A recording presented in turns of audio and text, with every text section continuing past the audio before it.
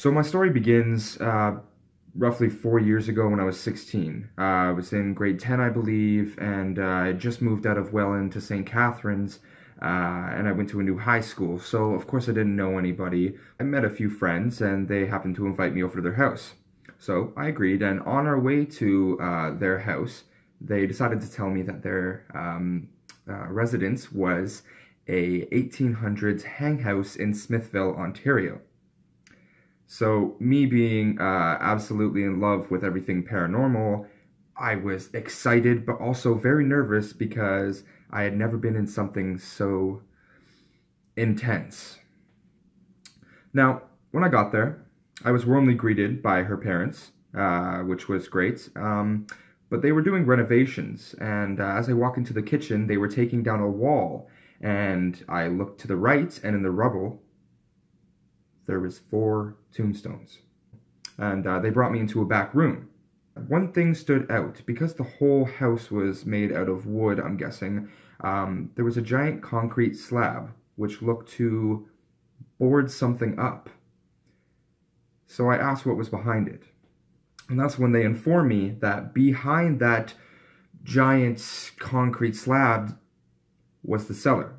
And in the cellar, it was the place where the infamous hangman of Smithville did his, let's say, deeds and disposed of the bodies.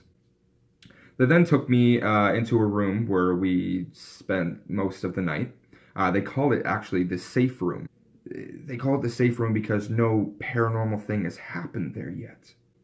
We stayed there for a couple hours, and I think it was about, yes, 3:15, and it is known as the Devil's Hour and has been documented to be the most paranormal hour in the day, where spirits peruse their place of untimely death.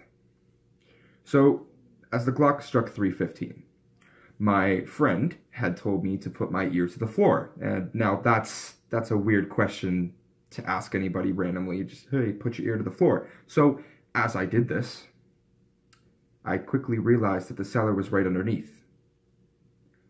And what I heard shook me to this day. Several voices became quickly apparent to me. I could not tell what they were saying, but I can hear at least 5 different voices. So that got my heart racing a bit. The thing that made it more intense was 2 things. One, I heard a loud male's voice. It was really deep, really rusty, but I could not hear what he was saying. He was saying loud, inaudible sentences. And just as I thought, this could not get more intense, it did. I began to hear banging and tapping and scratching and who else knows what. And then, as my ear was placed to the floor, I can feel the vibrations of someone banging on the ceiling that my ear and hands were right against, and I could feel the vibrations run through my face and sent the shivers all through my body. That is a night that I have remembered all of my life. I would never forget.